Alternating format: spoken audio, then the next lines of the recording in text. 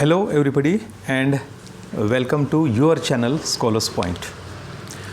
Friends, today we will study about a role of microbes as a biofertilizer. A role of microbes as a biofertilizers. We know about the role of microbial cells. Role of microbial cells in increasing fertility of soil and thereby increasing productivity of crops. Okay, for that biofertilizers have a special importance. Okay, just we will study first about the definition of biofertilizers. These are mostly nitrogen fixing living microbes which enrich the nutrient quality of the soil. These are the living cells. Biofertilizers are the living cells which increase the nutrient quality of the soil. Why? Because some microbes have a special ability of fixation of atmospheric nitrogen and conversion into nitrogenous compound. In short, microbes like bacteria, cyanobacteria fix free atmospheric nitrogen and convert it into nitrogenous compounds like nitrates, nitrites via ammonia. Okay, and such microbes naturally occurring in soil as well as in water. Cyanobacteria mostly occurring in water and majority of bacteria occur in, or fungi occur in soil, and they fix atmospheric nitrogen so as to make available nitrogenous compounds to crop plants, either land plants or aquatic plants like paddy plants, okay, paddy fields. Now another thing is that they include bacteria, cyanobacteria and fungi, particularly biofertilizers. Here these bacteria, cyanobacteria or fungi itself acts as a source of fertilizers. They produce usable form of nitrogenous compound to plants or to crops. Okay, in another word, biofertilizers are commercial preparations of ready to use live microbial formulations. तो biofertilisers क्या होते हैं? ये commercial preparations के form में भी हमें मिलते हैं, एक सुटेबल पैकेजिंग्स में, सैचेट या फिर कंटेनर, छोटे छोटे बॉक्स पैकेजेस में वो मिलते हैं हमें. उनमें क्या होते हैं? Live cells along with a inert powder, and we can add them into the soil or into water body so as to increase fertility. तो जब हम ये ready to use formulations market से परचेस करते हैं कोई एग्रीकल्चर सर्विस शॉप से, तो वो कट करके हम उसकी जो विधि होती है, जो मेथडोलॉजी होती है, प्रोसीजर होती है, उसके हिसाब से हम उन्हें सॉइल के अंदर फील्ड्स में या फिर पैडी फील्ड्स में पानी के अंदर भी डाल सकते हैं. ओके, तो biofertilizers are commercial preparations of ready to use live microbial formulations.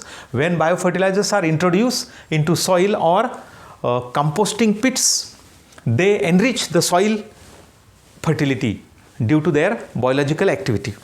Means microbes को हम जब या तो fields में डालेंगे soil में, या फिर composting pits होते हैं जहाँ हम मैन्योर बनाते हैं, उनमें भी डाल दिए तो कंपोस्टिंग की प्रोसेस ज़्यादा रैपिडली होगी, अच्छी तरह से होगी और उसमें न्यूट्रिएंट की क्वांटिटी एनरिच होगी, न्यूट्रिएंट्स का नंबर बढ़ेगा जो हमें फ़ायदा दिलाएगा. जब हम वो कंपोस्ट खत या कंपोस्ट खाद बोलते हैं, हम जिन्हें फर्टिलाइजर्स बोलते हैं, मैन्योर बोलते हैं, खेत के अंदर ऐड करेंगे तो उससे हमें बेनिफिट होगा.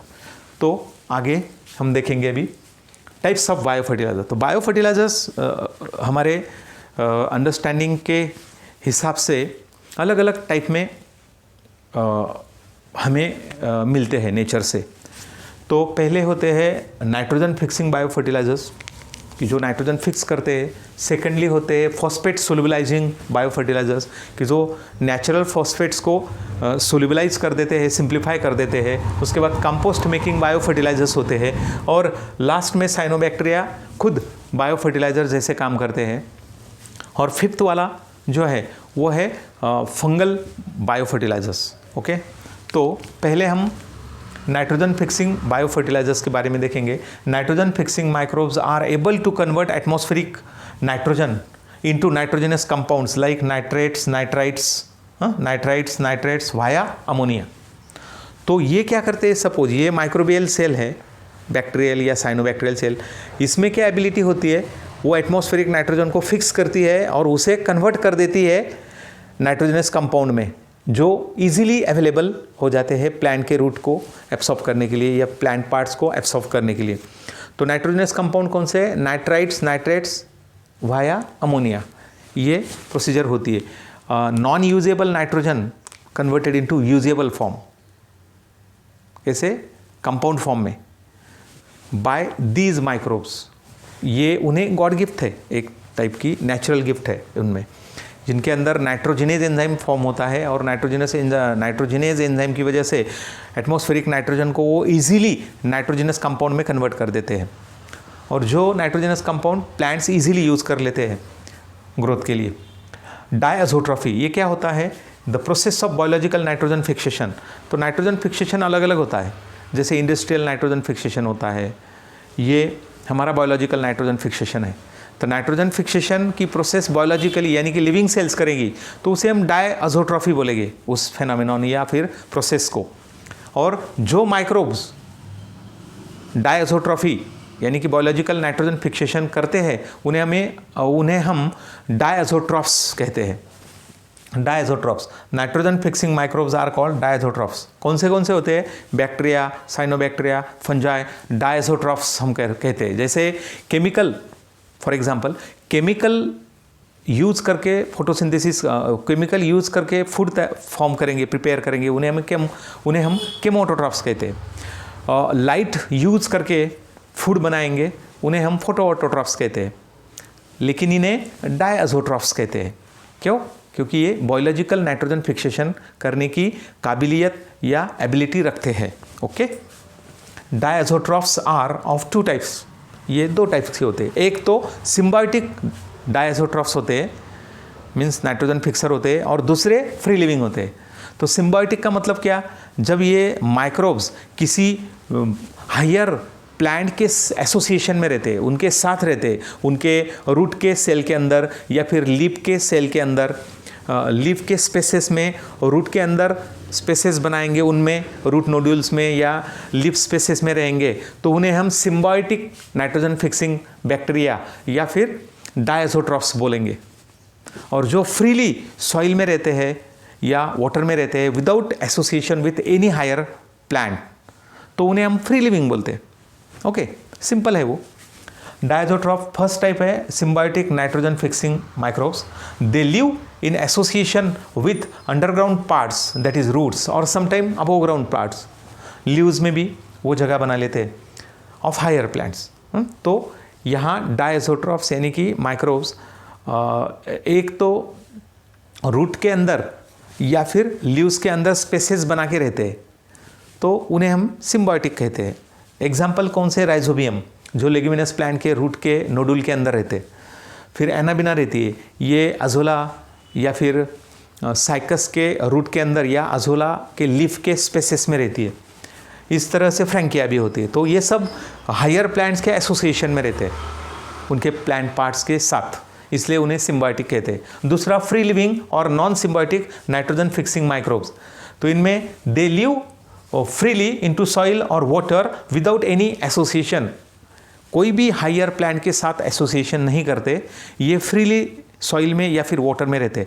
इस वजह से उन्हें फ्री लिविंग या नॉन सिम्बायोटिक डायअज़ोट्रॉफ्स या बायो फर्टिलाइजर्स हम कहते हैं। तो इनके एग्जांपल्स कौन से हैं फ्री लिविंग के? फ्री लिविंग में अज़ोटोबैक्टर, नोस्टॉक, क्लोस्ट्रीडियम, बेज़ेरेनिंकिया और क्लेप्सिलिया। तो ये सब आइदर बैक्टीरिया या फिर साइनोबैक्टीरिया है, कि जो फ्रीली सॉइल में या फिर वाटर में रहते हैं। Second type, phosphate solubilizing biofertilizers. तो ये फॉस्फेट जो होते हैं naturally occurring insoluble inorganic substances compounds like rock phosphate, उन्हें सोल्युबलाइज करके सिंप्लीफाई कर देते हैं नेचर में। The bacteria which solubilize the insoluble inorganic phosphate compounds like rock phosphate into simple form, soluble form.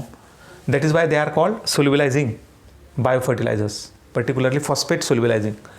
इनके एग्जाम्पल्स कौन से होते हैं? Pseudomonas bacteria, Pseudomonas striata, Bacillus polymyxa, Agrobacterium, Micrococcus, Aspergillus fungus, ये स्पीसीज, ये सब फॉस्फेट सोल्युबलाइजिंग बायोफर्टिलाइजर्स होते हैं। उसके बाद third, compost making biofertilizers. Compost क्या होता है? जब हम कोई भी organic matter, plant, animal origin का वेस्ट मैटर ज़मीन के अंदर पिट यानी कि खड्डा तैयार करते हैं और उस पिट में ये सब ऑर्गेनिक मैटर कंपोस्टिंग के लिए अलाउ कर देते हैं उसको कुछ महीनों तक। तो फिर सॉइल कंपोस्टिंग बैक्टीरिया उसके ऊपर काम करते हैं। अगर हम ऊपर से भी कुछ एडिशनल जो कल्चर रहते हैं बैक्टीरिया के या फिर माइक्रोब्स के, वो अगर कंपोस्टिंग मटेरियल में डाल दिए जाएंगे तो अल्टीमेटली कंपोस्टिंग की प्रोसेस रैपिड हो जाएंगी और हमें गुड क्वालिटी कंपोस्ट मिलेगा, कम पीरियड में मिलेगा। ओके, तो compost making biofertilizers, composting is a natural process that converts organic material, कोई भी प्लांट या एनिमल ओरिजिन का जो वेस्ट मटेरियल है उसे हम ऑर्गेनिक मटेरियल बोलते हैं, इनटू उसे कंपोस्ट या ह्यूमस, ये डार्क कलर्ड मिनरल या न्यूट्रिएंट रिच मटेरियल होता है, उसे हम कंपोस्ट या ह्यूमस कहते हैं, जो प्लांट्स के लिए, क्रॉप्स के ग्रोथ के लिए बहुत अच्छा होता है, यील्ड के लिए बहुत अच्छा होता है। With the help of some microbes, composting is a natural process that converts organic material into compost और humus with the help of some microbes. तो उन्हें हम कंपोस्ट मेकिंग बायोफर्टिलाइजर्स बोलते हैं, जिनमें एग्जाम्पल है बैक्टीरिया, कुछ फंगल स्पीसीज होती है, एक्टिनोबैक्टीरिया होते हैं, प्रोटोजोन्स होते हैं कुछ, और रोटिफर्स होते हैं। तो ये सब माइक्रोब्स कंपोस्टिंग में रोल प्ले करते हैं, अदा करते हैं। ओके, तो last, cyanobacteria as a biofertiliser. यहाँ साइनोबैक्टीरिया का मतलब ब्लू ग्रीन अलगी, जो फिलामेंटस होती है, ज़्यादातर फोटोसिंथेटिक होती है, एरोबिक होती है, वो अपना रोल प्ले करती है नाइट्रोजन फिक्सेशन में। ओके, तो cyanobacteria blue green algae are aquatic और टेरेस्ट्रियल, वो पानी में भी रह सकती है, ज़मीन के सॉइल में भी रह सकती है। फ्री लिविंग या सिम्बायोटिक, वो फ्री विदाउट एसोसिएशन या फिर विथ एसोसिएशन रहती है। एरोबिक होती है, ऑक्सीजन इसेंशियल होता है उनको। फोटोसिंथेटिक होती है, और फोटोसिंथेसिस के बाद ज़्यादातर साइनोबैक्टीरिया जो है वो photosynthetic and oxygen evolving prokaryotes कही जाती है। हेट्रोसिस्टस, तो साइनोबैक्टीरिया के अंदर दो टाइप के सेल होते हैं, बॉडी सेल जो ग्रीन होते हैं जिनमें क्लोरोप्लास्ट होता है, और एक separate barrel shape thick walled cell होती है, उसे हम हेट्रोसिस्ट या हेट्रोसाइट बोलते हैं, डिफरेंट होती है इसलिए। उसमें नाइट्रोजनेज एंजाइम होता है, और nitrogenase enzyme in the absence of oxygen nitrogen fix करने में या फिर नाइट्रोजन का कन्वर्शन करने में रोल प्ले करता है। लेकिन वो जो बैरल शेप सेल होती है हेट्रोसिस्ट, कुछ साइनोबैक्टीरिया में हेट्रोसिस्ट होती है और कुछ में नहीं होती। इसकी वजह से साइनोबैक्टीरिया के दो टाइप्स है, हेट्रोसिस्टस और नॉन हेट्रोसिस्टस फॉर्म या साइनोबैक्टीरिया। तो जो हेट्रोसिस्ट होती है जिसमें ज़्यादातर नाइट्रोजनेज एंजाइम होता है और उसकी वॉल बहुत थिक होती है और लैमिनेटेड होती है, जिसकी वजह से गैसियस एक्सचेंज नहीं होता, इसके अंदर एटमॉस्फेरिक गैसेस नहीं आ सकते, ऑक्सीजन भी नहीं आ सकता। इसकी वजह से वो नाइट्रोजन ले सकती है लेकिन ऑक्सीजन नहीं। तो जब in the absence of oxygen heterosis के अंदर एनवायरनमेंट होता है, तब नाइट्रोजन फिक्स करके वो नाइट्रोजनस कंपाउंड बना सकती है वो सेल। कौन सी? हेट्रोसिस्ट वाली सेल। ओके, तो इसकी वजह से ये टाइप वाली, ये काम करने वाली साइनोबैक्टीरिया की जो स्पीसीज होती है, for example Anabaena is associated with azolla and cycas, ये सिम्बायोटिक होती है, कुछ नॉन सिम्बायोटिक होती है। तो एनाबिना एसोसिएटेड विथ, एनाबिना नाम की जो साइनोबैक्टीरिया है, ये अजोला यानी कि एक्वेटिक फर्न होती है, फ्लोटिंग फर्न, इसके लीव्स के अंदर रहती है और वहाँ नाइट्रोजन फिक्स करती है। और साइकस ये जिम्नोस्पर्म है, उनके रूट के अंदर एनाबिना अंदर जाती है रूट के सेल के अंदर और वहाँ नाइट्रोजन फिक्सेशन करती है। तो एनाबिना ये सिम्बायोटिक हो गई अजोला और साइकस के लिए, लेकिन जगह अलग है, अजोला के लीप के अंदर और साइकस के रूट के सेल के अंदर, रूट के अंदर स्पेसेस में रहती। Anabaena, Nostoc, Tolypothrix are associated with lichen. Again lichen क्या होते हैं? लाइकेन कॉम्बिनेशन होता है, सिम्बायोटिक रिलेशन, सिम्बायोटिक एसोसिएशन होता है अलगी का और फंगस का। तो अलगी में एक तो प्लांट अलगी होगी या फिर ब्लू ग्रीन अलगी होगी। ब्लू ग्रीन अलगी में एनाबिना, नॉस्टॉक या टोलिपोथ्रिक्स जब फंगल कंपोनेंट के साथ मिक्स हो जाती है तो उनसे लाइकेन बनते हैं, तो वो भी एक सिम्बायोटिक एसोसिएशन है।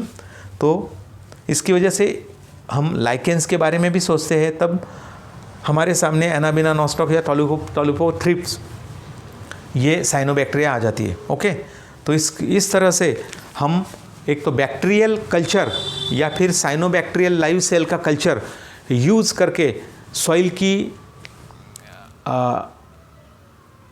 जो न्यूट्रिएंट की क्वालिटी है वो हम बढ़ा सकते हैं, और जिसकी वजह से प्लांट की प्रोडक्टिविटी बढ़ जाएगी। ओके, जब हम सॉइल एनरिच करेंगे तो अल्टीमेटली उसका बेनिफिट हमें मिलेगा क्रॉप का प्रोडक्शन इंक्रीज़ होने में। ओके, तो अगर दोस्तों आपको ये वीडियो पसंद आया हो तो लाइक कीजिएगा, अपने दोस्तों को शेयर कीजिएगा। अगर अभी तक आपने स्कॉलर्स पॉइंट ये चैनल सब्सक्राइब नहीं किया है तो उसे सब्सक्राइब कीजिएगा और नोटिफिकेशंस मिलने के लिए बेल आइकॉन दबाइएगा। Okay, bye, thanks for watching this video.